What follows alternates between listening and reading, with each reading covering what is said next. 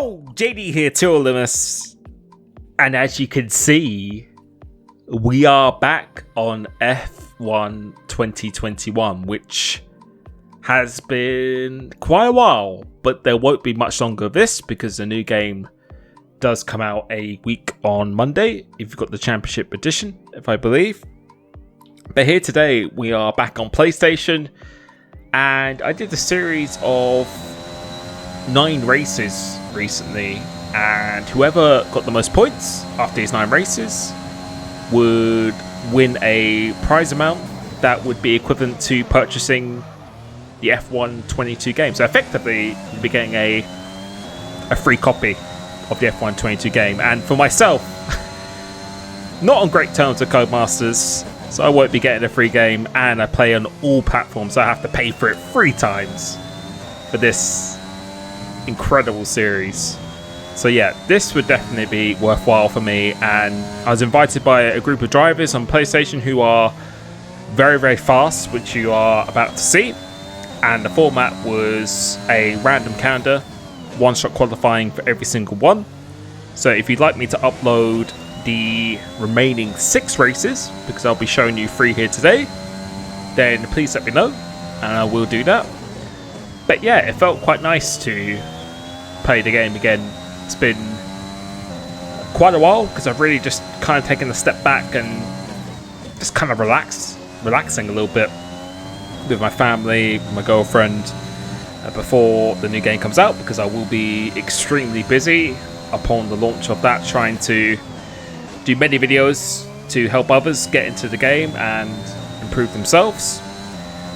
But yeah, jumping back in this, I felt quite good, and going across the line, don't think it's going to be a pole position, but I felt like the lap wasn't really too bad at all. But you can see CPI Robbie, if I've said that right, has done a 25.8, and if you don't know, one-shot quali is usually a good 2 to 3 tenths slower than what you could do in a short qualifying, so that was pretty impressive. So we're going to try and make a good start here. Guy in second, who I can't pronounce his name at all. There's also another driver who is incredibly fast, who I've gone against in open lobbies many times before. It's definitely going to be a challenge for sure in terms of these 9 races. And a bit of a spoiler alert, I don't think I got a pole position in any of these one-shot qualifying at all. So it shows you don't need to be the fastest over one lap. It is about your consistency and making right decisions, which I think ultimately does matter more in the end rather than raw pace. Because I've said it before many times, and we even see it in esports to this day. I think last season there was only 4 to 5 drivers who won a different race in esports. A maximum might even be less than that. And it's the same people over and over again. So yeah, pace isn't always everything. I think about delivering the full package, about consistency and just your race intelligence as well. So knowing when to use the ERS, when to back off, when to push, those things, putting all those together, I think is probably more important than just going as fast as possible over one lap. But you can see here, we started into P3 and the pace is pretty good for the front 2 at the moment. We're not exactly right behind them, and as we skip towards the end of the penultimate lap, so before we start the final one, you can see the gap is pretty much stayed exactly the same. Managed to pull away from the guys behind, but yeah, I was really struggling to get super close to these guys up ahead, especially this Robbie. This is your apparently is one of the fastest drivers on PlayStation, by 8.7 seconds. Throughout the series he definitely showed that he was very, very fast. And is again in a championship, it's all about consistency. Don't need to be winning every race. And if you're on the podium or in the top 5 every time, like a George Russell, arguably he's actually still in this championship despite how much faster Red Bull and Ferrari are. We can see go through here, we're in a purple first sector, and I can see Robbie's light is flashing, so he might be a bit vulnerable coming towards the end of this lap, but he's going to have the DRS from, I'm going to have a crack at this, Reyes Uden 1. There we go, that was my attempt. But yeah, he's going to have the DRS on him, and as we all know, third man in a DRS train isn't the place where you want to be at all. You want to be the guy in the middle, because then you can use the DRS to defend from the guy from behind, and then you can save the DRS and then just attack the guy ahead when it suits you. But yeah, coming towards the end of this first race, you can see we were definitely struggling to get super close. Both of them are running out of ERS now, but we're not going to have enough time to make this attack. But we do set the fastest lap of the race, so we did get an extra point for the fastest lap, which can sometimes come in to be quite handy. So now we move on to Imola for our second race. Another one-shot qualifying. And yeah, this track is a track that I always find very difficult. I find it extremely technical. I probably find this and Portimao the most technical tracks on the calendar. And for me, I just find it really hard to have a good one-lap pace here. In the race, as always, it seems to be definitely fairly good, but yeah, it's very difficult to get up here. And going to the tail one, we actually missed the apex slightly there, so lost a bit of time there. And then, but coming into this one, we managed to do that fairly well. But since this is a one-shot, you definitely want to make sure you don't invalidate, otherwise you will be starting at the back of the grid. So consistency is key as always. Going through here, a 49.9, which is not too good, and not doing that chicane as good as I have done in the past. But now coming into the final two corners, this bit not too bad, and this one here isn't too bad either. And overall, it didn't feel like a horrendous lap, but going across the line, it's a 14.9, which I was quite surprised it was that slow. And as I said, one-shot qualifying is definitely the slowest mode of qualifying compared to the short and the full qualifying. So we've got 5 lights here, and starting in 6th place, which is somewhere you don't want to be starting at Imola, but we actually get a really good start. So we get one guy immediately. Now we've got a really decent run on this Ferrari, so let's see what we do going to here. So we outbrake him, give him some room on the outside, and then we get the inside for left, and now we're up into P4, so gaining 2 positions straight away, which is nice. As the championship leader who won the first race, I think he invalidated his qualifying lap, but we do have CPR Robbie, who looks like he has just taken the lead of this race. And with Imola, it's really important that you save as much ERS as possible. And again, this is a track where you don't need to be the fastest every lap. I think it's really important about who is the smartest really around here as well, because it's just very easy to drain the ERS, as this mechanic gets a really poor exit. So we are going to use our ERS here, and he doesn't really fight this too hard. And now we're up into P3, so we're the third man in this DRS train again, but gaining 3 positions on lap 1 at Imola from 6th place. I will certainly take that all day. Using the ERS here just to deter the guy behind from making an attack, and now want to try and save as much of the battery as possible, because it's just really difficult to reharvest the battery power around this track. And I think a lot of people overuse the battery quite extensively around here. But so going through this first sector, managing to navigate that fairly well, and now we are behind CPR Robbie. So again, consistency is key. We have 9 races in this little mini championship here, and the goal is just to be consistent and pick up a few wins along the way, as well as Robbie makes a bit of a mistake. So again, you need to be consistent, and that has gifted us P2. He tries to go around the outside here, but that's definitely a corner that you don't want to be doing that on. Now the goal is to get within the DRS zone of the leader, the Ferrari here. And now we're in the perfect slot. So we've gained 4 positions in the first 2 laps. And yeah, an absolute perfect start here. So we've got to try and get within the DRS zone, but DRS is we won't have DRS activated here. We'll get it on the next lap. And we still have a good chunk of the ERS to use as well. So we're going to try and save this as much as possible. And the race pace is looking pretty nice at this stage of the race. And you can see through the corners, we've definitely gained a little bit of time here. 4 attempts up on our sector 1 and again through the corners. So I was feeling quite confident that we should be able to make a pretty clean DRS pass on this Ferrari. So we're just going to sit back, conserve the battery as much as possible as he runs a bit too much over that curve. And you can see we've actually gained a bit of time here. Robbie is quite close as well, so it's really important to try and get as close as we can going through into these last sequences of corners, because I didn't really want to leave it until the last lap. You can see again Robbie is quite close, so I was planning to overtake him here and then maybe do enough for the last lap to create a little bit of a gap. So coming up here, Robbie is quite close to me, so it kind of forces my hand that I have to use the DRS and the ERS now. But you can see here we're saving the battery and we've done the overtake as well.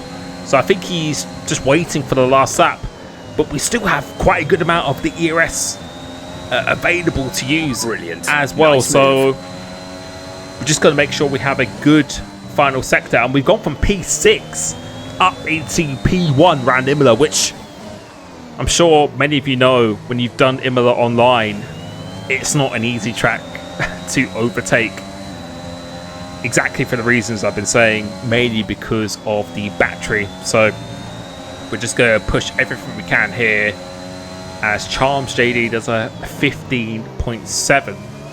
So we have our eye on the fastest lap as well. That will be a pretty nice bonus to have. And now going through into chicane, it's really important we get a good exit, and we did that fairly well here. So we're going to use the ERS here just to put as much gap between us as possible. Try and take as much speed as possible through these final 2 corners. And coming around here, we get a pretty good exit coming off this one. And now we're going to use the ERS and go across on. What's this going to be? So it's a 15.5. So we're going to keep pushing, and looks like he's not really using his ERS, or he just didn't have any ERS. And that's why I said at the start of this race, in the first 2 or 3 laps of a 5-lap race, it's actually really important to save your ERS. And yes, you need your track position, but if you don't have any ERS to play with, you're not going to overtake the guy ahead of you. Plain and simple. As it looks like someone has just gone off there, but you can see we actually have quite a nice gap going through this middle sector. So let's see if we can do this a bit better than before, which we just did. Went a little bit wide on the previous lap there.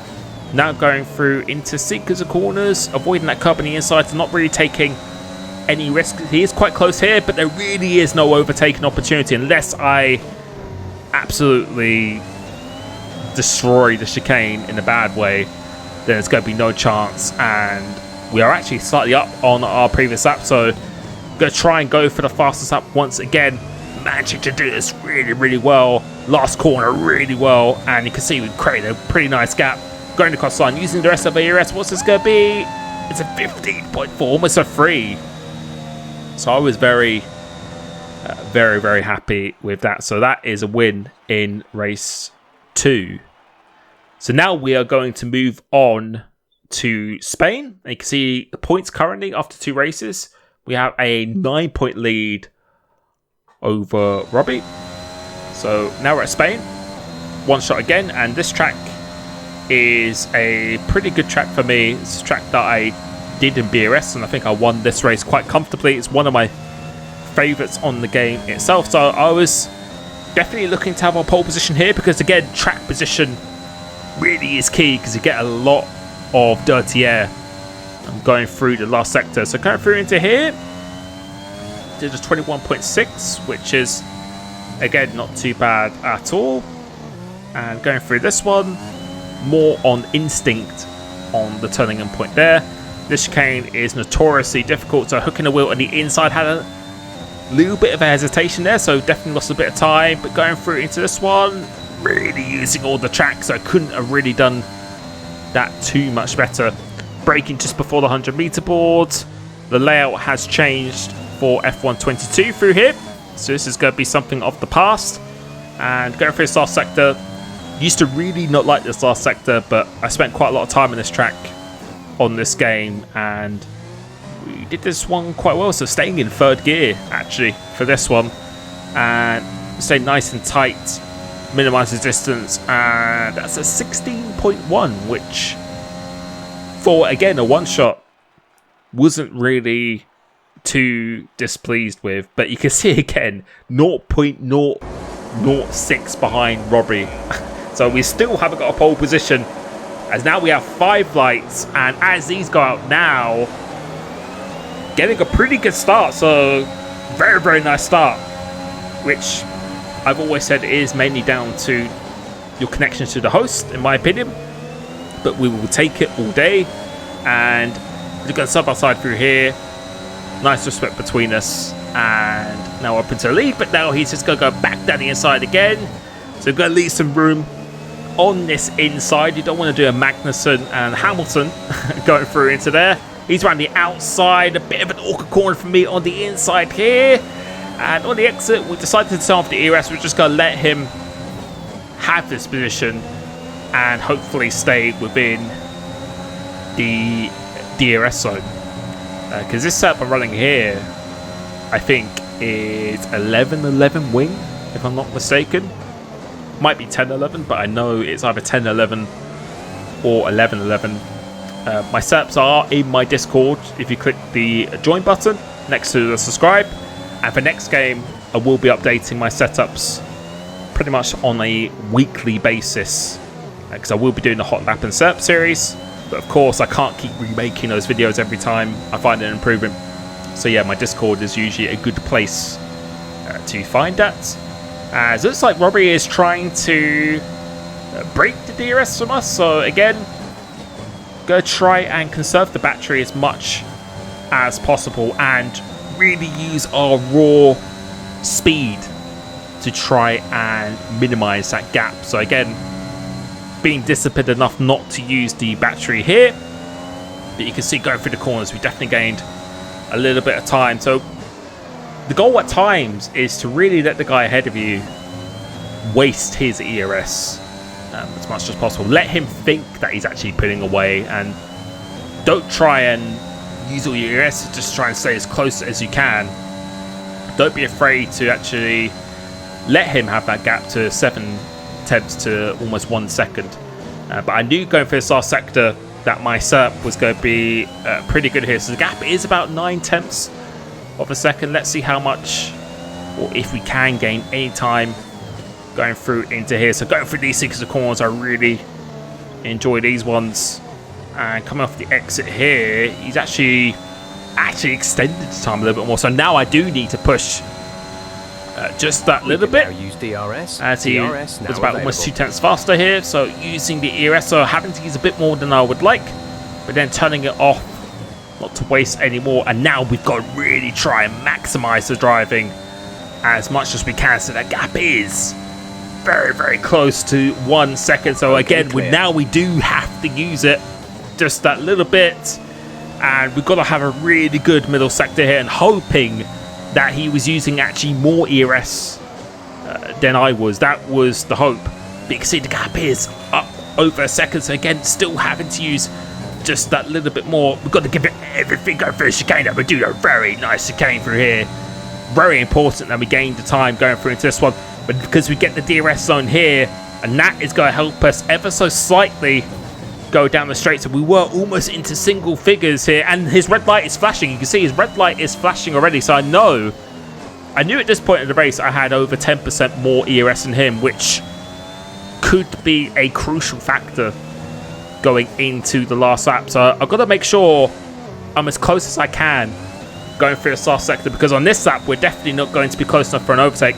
I knew here that he was under 10%, so I'm not going to use any of the battery for this one at all, because I know he is pretty much running on fumes, and I can just save the battery going down the straight since I do have the DRS. So we're a little bit closer, about 3/10 closer than we were on the previous lap. So when you run out of ERS and you're under that 10%, you lose quite a significant amount of straight line speed. So if I could be within 5 or 6/10 out of the final chicane, I knew that would probably be close enough to at least go for a bit of an overtake down into turn 1. So you can see again, we're not using any of the ERS on this lap at all. We have the DRS coming through into here, so that's going to help us again just to get that little bit closer going to the final sector. And now this is the point, and you can see his red light is flashing all the time now. So we have about almost 20% more ERS than him. So I knew we were going to be much, much faster going down this main straight. So coming through into here now, we're definitely closer than we were before. So you can see the gap is about 7/10 exactly. So 7/10 behind. But now you're about to see the power of saving that ERS. And we're still not in single figures. He's flashing red, and you can just see there's absolutely nothing he could do the straight line speed. And we're running, I'm pretty sure I was running either 10-11 or 11-11 wings as well. So yeah, that just shows the power of saving the ERS really is so important. And now for the rest of us up now, we're still above 10% ERS, so he definitely has a lot less ERS than we do. So we actually have a little bit to defend with, because there's really only one more overtaking opportunity. So we're getting a good exit coming off here. He is quite close coming to here, so he's about 2/10 behind. We're going to be using the ERS here, but you can see with the power of that overtake button, he's going to be a little bit too far. It'd be a very desperate lunge to go down the inside there. So knowing when to defend and when to just drive normally is also quite important. We're coming through into this last sector now. Really no opportunity here unless we make a massive mistake on these curbs. And going across the line, it's going to be 2 out of 3 for the first few races, but we aren't going to get the fastest lap in this one.